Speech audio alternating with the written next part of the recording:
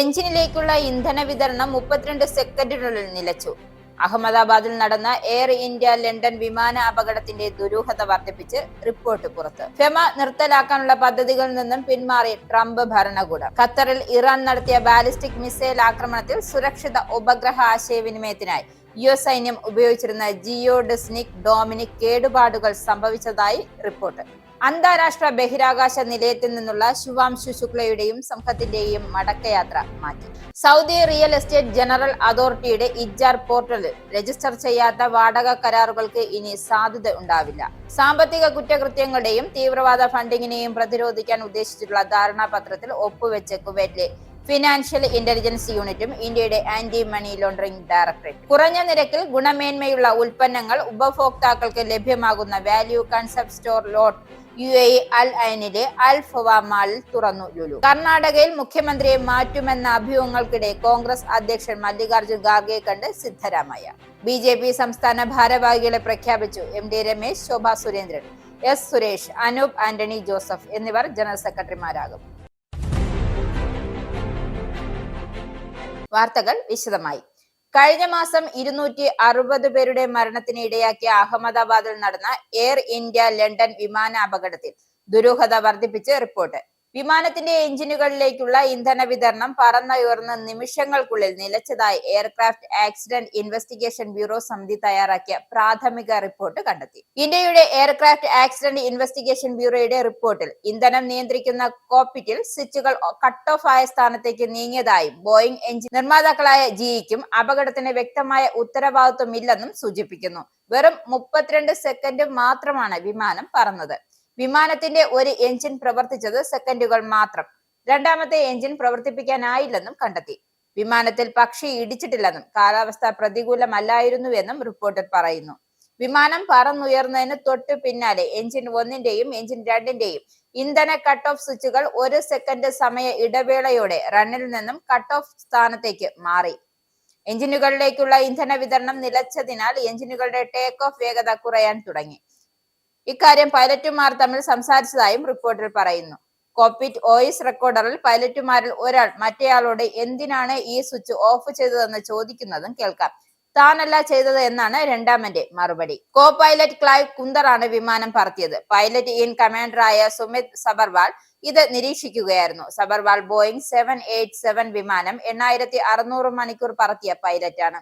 കുന്ദർ 1100 മണിക്കൂർ വിമാനം പറത്തി പരിചയമുള്ള ആളുമായിരുന്നു. 2 പേജുള്ള റിപ്പോർട്ടാണ് കേന്ദ്ര വ്യോമയാന മന്ത്രാലയത്തിന് കൈമാറിയത്. ആദ്യഘട്ടത്തിൽ ശേഖരിച്ച വിവരങ്ങളുടെ അടിസ്ഥാനത്തിലാണ് പ്രാഥമിക റിപ്പോർട്ട് തയ്യാറാക്കിയത്. അപകടം നടന്ന പിറ്റേ ദിവസം തന്നെ എയർക്രാഫ്റ്റ് ആക്സിഡന്റ് ഇൻവെസ്റ്റിഗേഷൻ ബ്യൂറോ സമിതി രൂപീകരിക്കുകയും 4-അംഗ സംഘം അന്വേഷണം ആരംഭിക്കുകയും ചെയ്തിരുന്നു. ഈ അന്വേഷണ റിപ്പോർട്ടിലെ വിവരങ്ങളാണ് പുറത്തായിരിക്കുന്നത്. ജൂൺ 12-ന് ലണ്ടനിൽ നിന്നും പുറപ്പെട്ട ബോയിംഗ് 7878 ഡ്രീം ലൈനർ അഹമ്മദാബാദിലെ ജനസാന്ദ്രതയുള്ള ഒരു റെസിഡൻഷ്യൽ ഏരിയയിൽ തകർന്നു വീഴുകയായിരുന്നു. ഫെഡറൽ എമർജൻസി മാനേജ്മെന്റ് ഏജൻസി നിർത്തലാക്കാനുള്ള പദ്ധതികളിൽ നിന്നും ട്രംപ് ഭരണകൂടം പിന്മാറിയതായി റിപ്പോർട്ട്.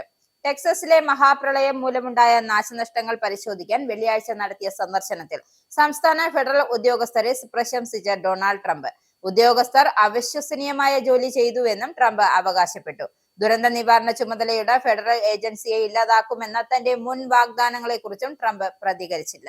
ഖത്തറിലെ അൽ ഉദൈദ് വ്യോമതാവളത്തിൽ ജൂൺ 23-ന് ഇറാൻ നടത്തിയ ബാലിസ്റ്റിക് മിസൈൽ ആക്രമണത്തിൽ സുരക്ഷിത ഉപഗ്രഹ ആശയവിനിമയത്തിനായി US സൈന്യം ഉപയോഗിച്ചിരുന്ന ജിയോഡെസ്നിക് ഡോമിന് കേടുപാടുകൾ സംഭവിച്ചതായി അസോസിയേറ്റഡ് പ്രസ് റിപ്പോർട്ട്. ഉപഗ്രഹ ചിത്രങ്ങളും ഔദ്യോഗിക പ്രസ്താവനകളും വിശകലനം ചെയ്തതാണ് റിപ്പോർട്ട്.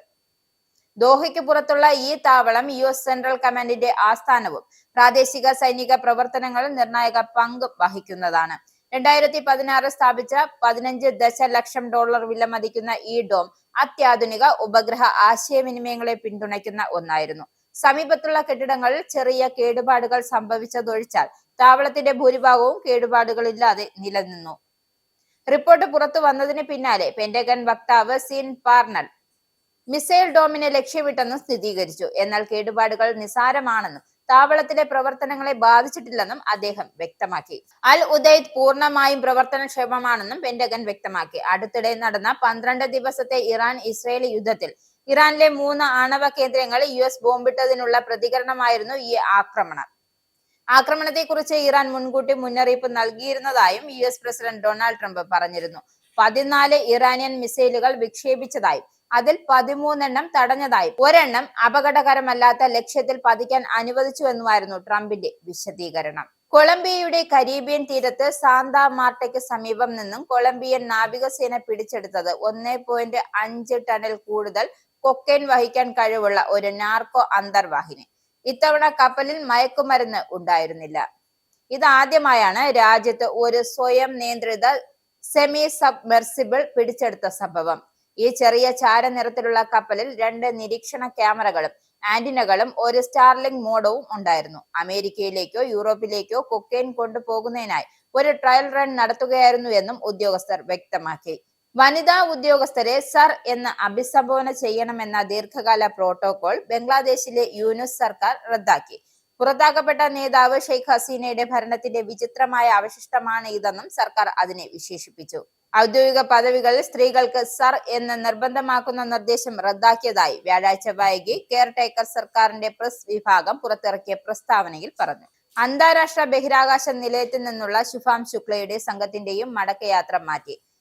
ആക്സിയം 4 ദൗത്യത്തിലെ 4-അംഗ സംഘം ഭൂമിയിലേക്ക് മടങ്ങുക ജൂലൈ 14 ശേഷമായിരിക്കും. മടക്കയാത്ര തീയതി കൃത്യം പ്രഖ്യാപിച്ചിട്ടില്ല. ദൗത്യസംഘം മടങ്ങാനിരുന്നത് ഇന്ത്യൻ സമയം ഇന്ന് വൈകിട്ട് 5:30-ക്കായിരുന്നു. യൂറോപ്യൻ സ്പേസ് ഏജൻസിയാണ് മടക്കയാത്ര മാറ്റിയ വിവരം അറിയിച്ചത്.